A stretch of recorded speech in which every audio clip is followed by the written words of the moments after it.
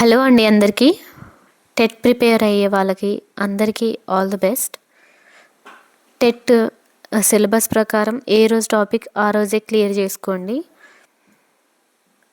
ఈరోజు social bits practice చేద్దాం.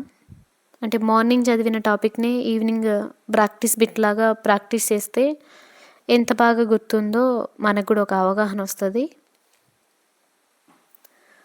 7th class social వివిధ రకాల పటాలను అధ్యయనం చేయడం.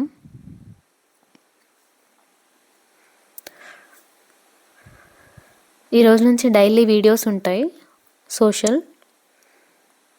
ఫస్ట్ క్వశ్చన్, భౌతిక పటాలు ప్రధానంగా దేనిని తెలియజేస్తాయి? సి, భూస్వరూపాలు అంటే పీఠభూములు, మైదానాలు, పర్వతాలు, ఈ మూడింటిని చూపేవే భూస్వరూపాలు. సో పీఠభూములు, మైదానాలు, పర్వతాలను చూపే పటాలే భౌతిక పటాలు.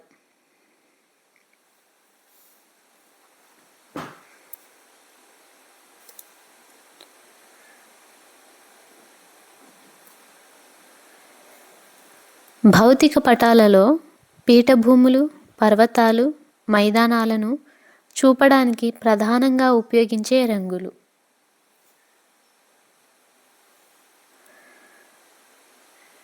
ఆకుపచ్చ, పసుపు, గోధుమ. Option B. ఎత్తు ఆధారంగా రంగులు మారుతాయి.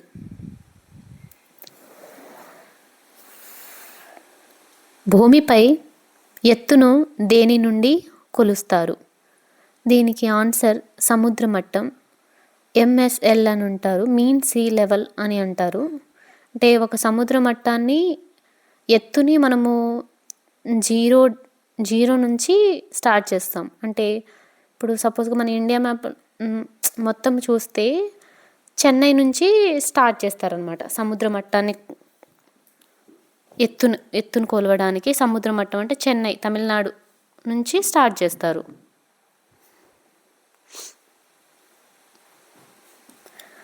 సమాన ఎత్తు గల ప్రాంతాలను కలిపే రేఖలను ఏమంటారు? కాంటూరు రేఖలు. దీన్నే సమతల రేఖలని కూడా అంటారు. కాంటూరు రేఖలు ఒకదాన్ని ఒకటి ఎందుకు ఖండించుకోవు? ఎందుకు ఖండించుకోవంటే ఒకే స్థలానికి రెండు ఎత్తులు ఉండవు. ఒకే బిందువుకు ఒకే ఎత్తు మాత్రమే ఉంటుంది.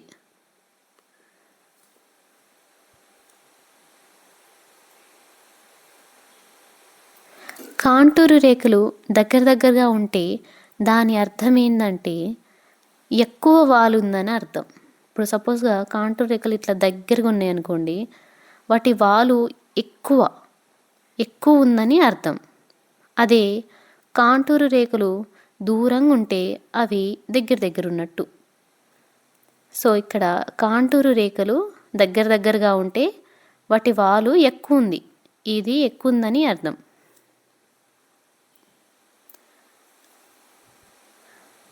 కాంటూరు రేఖలు దూరంగా ఉంటే అవి దేనిని సూచిస్తాయి? బి, తక్కువ వాలు. చెప్పాను కదా, దూరంగా ఉంటే తక్కువ వాలు అంటే చాలా దగ్గర ఉన్నాయని అర్థం, తక్కువ వాలు ఉందని అర్థం. భూమి మెల్లగా ఎత్తు పెరుగుతుంది.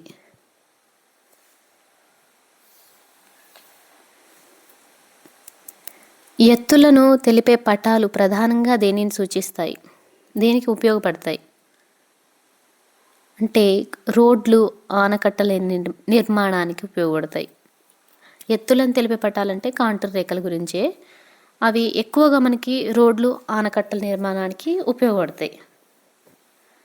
ఇంజనీరింగ్ పనులకు ముఖ్యంగా మీన్ సీ లెవెల్,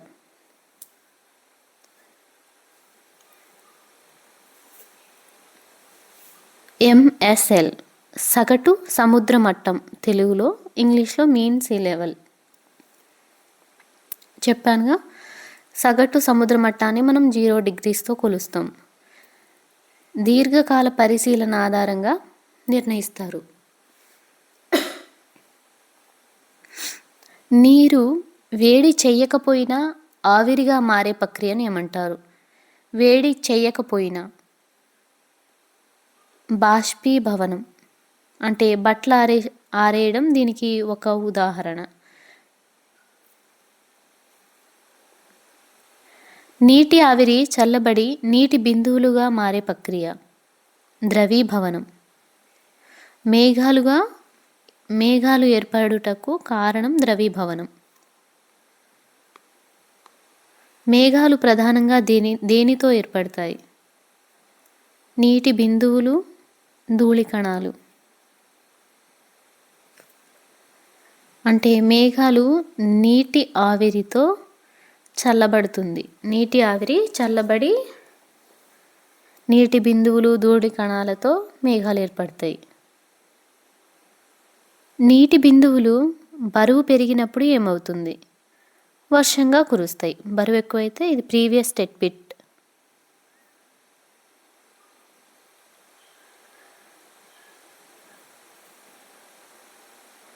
జలచక్రంలో మొదటి దశ బాష్పీభవనం. సముద్రం నుంచి నీరు పైకి వెళుతుంది బాష్పీభవనం అంటే. వివిధ రూపాల్లో గాలిలోని తేమ భూమిపై పడటాన్ని ఏమంటారు? అవపాతం అంటారు. అంటే వర్షం, మంచు, వడగండ్లు ఇట్లా వర్షం, మంచు, వడగండ్లు పడడాన్ని అవపాతం అని అంటాం.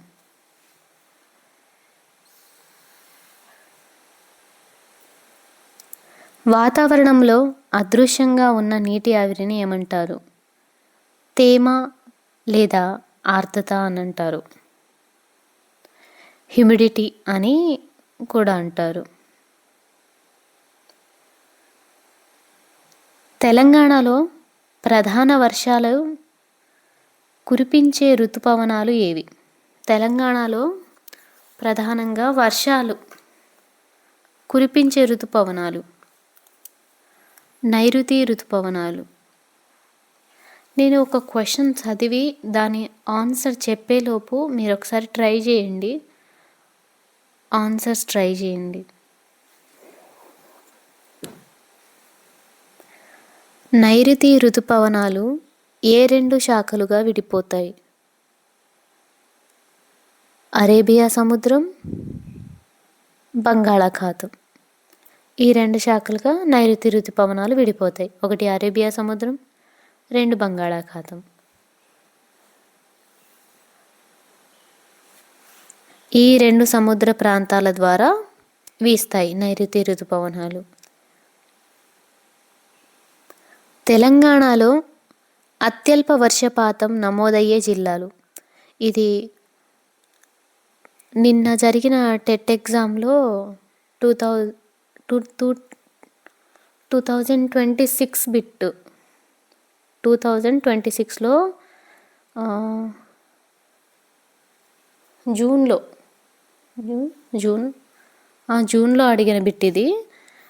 అత్యల్ప వర్షపాతం నమోదయ్యే జిల్లాలు.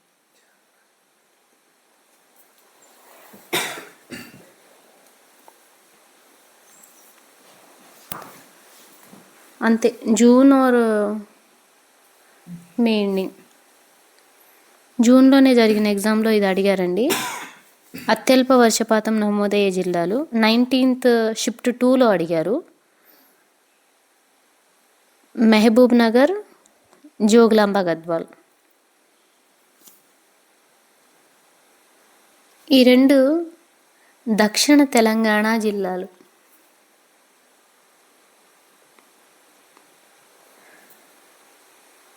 పశ్చిమ కనుమలు విస్తరించని రాష్ట్రం ఏది? తెలంగాణ. పశ్చిమ కనుమలు విస్తరించని రాష్ట్రం తెలంగాణ. రాష్ట్రంలో పశ్చిమ కనుమలు లేవు.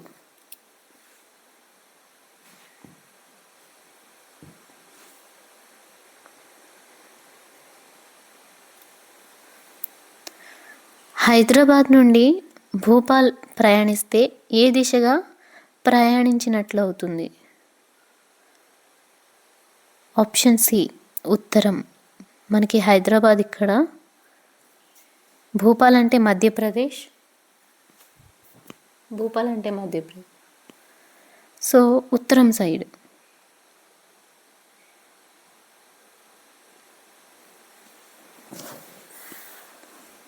భూపాల్ మధ్యప్రదేశ్లో ఉంది.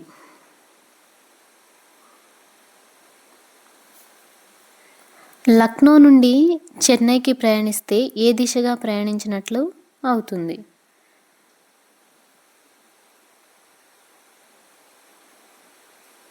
దక్షిణం. చెన్నై దక్షిణ భారతదేశంలో ఉంది. అంటే చెన్నై అంటే మనకి తమిళనాడు, సో కిందికి ప్రయాణిస్తాం.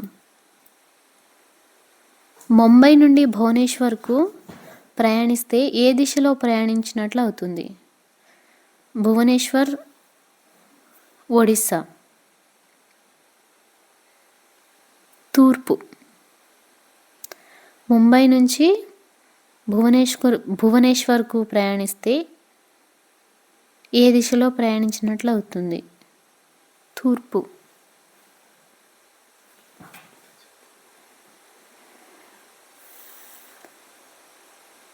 ఒడిస్సా తూర్పు తీర రాష్ట్రం. కోహిమా నుండి జైపూర్ ప్రయాణిస్తే ఏ దిశగా ప్రయాణించినట్లు అవుతుంది? పడమర దిశ. సో జైపూర్ అనేది రాజస్థాన్.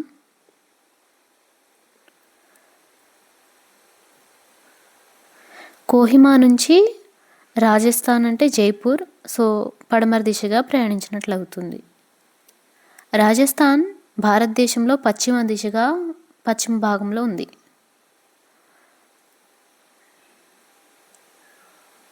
సహారా ఎడారిలో కనిపించే నీటి ప్రాంతాన్ని ఏమంటారు? ఓయాసిస్. ఎడారిలో జీవానికి ఆధారం. మంచుతో పూర్తిగా కప్పబడి ఉన్న ఖండం ఏది? అంటార్కిటికా. ఇది దక్షిణ ధ్రువ ప్రాంతం, అంటార్కిటికా. సతత హరిత అడవులు ప్రసిద్ధి చెందిన పశ్చిమ కనుమల రాష్ట్రం ఏది? సతత హరిత అడవులకు ప్రసిద్ధి చెందిన పశ్చిమ కనుమల రాష్ట్రం ఏది? కర్ణాటక.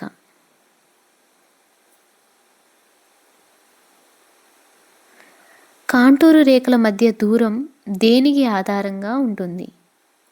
భూస్వరూపం. అంటే వాలు ఎక్కువగా ఉందా, తక్కువగా ఉందా, కాంటూరు రేఖలు దగ్గరగా ఉన్నాయా, దూరంగా ఉన్నాయా, అవన్నీ భూస్వరూపాలను బట్టి డిసైడ్ అవుతుంది. భూమి యొక్క వాలు దీనికి ముఖ్యం. దేనికి? కాంటూరు రేఖలకి.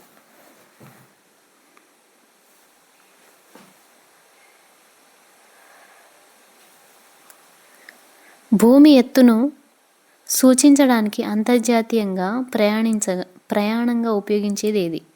భూమి ఎత్తును సూచించడానికి అంతర్జాతీయంగా ప్రయాణంగా ఉపయోగించేది ఏది?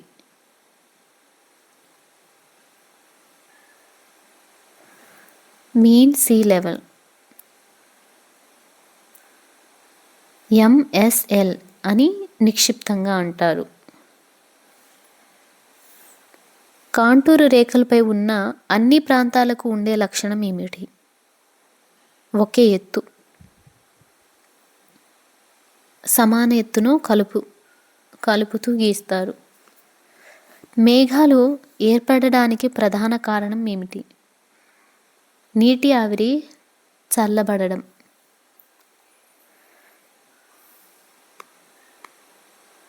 అవపాతం రూపం కానిది ఏది? ఆవిరి. ఇది కాదు. అవపాతం రూపం ఇది కాదు. అంటే అవపాతం అంటే వర్షం రూపంలో పడచ్చు, మంచుగా పడచ్చు, వడగళ్ళ రూపంలో పడచ్చు. ఈ మూడింటిని అవపాతం అంటారు. ఇందులో కానిది ఏది అంటే ఆవిరి. అంటే ఆవిరి అనేది గాల్లో ఉంటుంది.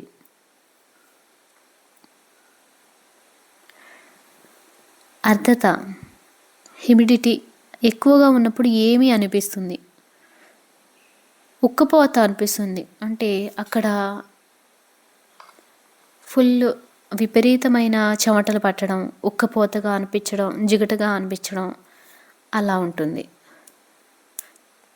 చెమట తొందరగా ఆరదు. సో ఉక్కపోత, జిగటగా ఉండడం. జలచక్రంలో చివరి దశ ఏది? సముద్రంలో నీరు చేరడం.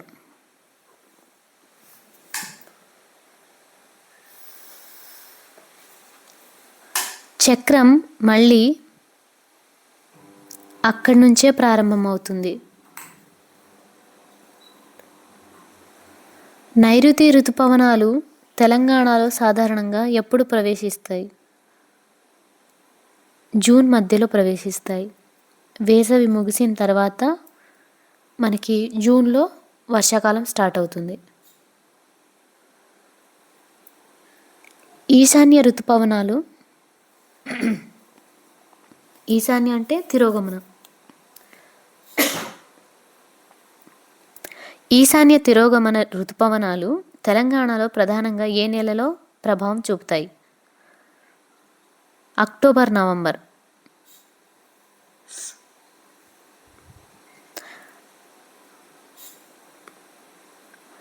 బంగాళాఖాతంలో తుఫానులు ఎక్కువగా సంభవించే కాలం ఏది? మే నుండి అక్టోబర్ వరకు. బంగాళాఖాతంలో ఎక్కువగా తుఫానులు ఎప్పుడు వస్తాయంటే సమ్మర్లో స్టార్ట్ అయింది. అంటే మే నుండి అక్టోబర్ వరకు ఎక్కువ తుఫాన్లు ఉంటాయి. తెలంగాణలో అధిక వర్షపాతం ప్రధానంగా ఏ ప్రాంతంలో నమోదవుతుంది? ఉత్తర తూర్పు ప్రాంతాలు. ఉత్తరం అండ్ తూర్పు ప్రాంతాలు. గోదావరి పరివాహక ప్రాంత ప్రభావం వర్షపాతం రావడానికి ఎక్కువగా.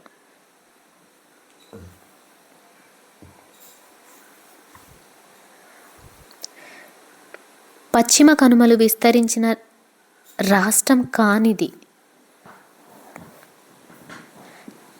తెలంగాణలో పశ్చిమ కనుమలు లేవు. తెలంగాణ దక్కన్ పీఠభూమిలోని రాష్ట్రం.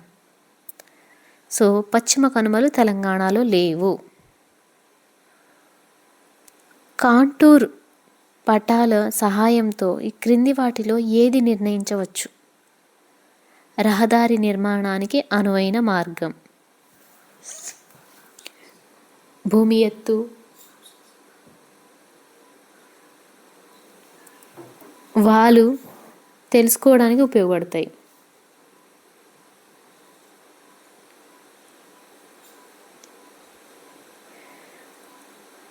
ఓకే, థ్యాంక్ యూ అండి. బిట్స్ ఇలానే మంచిగా ప్రాక్టీస్ చేయండి. Thank you. ఒకవేళ వీడియో నచ్చితే మీకు పీడిఎఫ్ కావాలంటే వాట్సాప్ ఛానల్లో జాయిన్ అవ్వండి. అందులో మీకు ఫ్రీగా పీడిఎఫ్స్ అన్నీ పంపబడతాయి. సోషల్ అండ్ ఇంగ్లీష్ పీడిఎఫ్స్ కూడా మన దగ్గర ఉన్నాయి.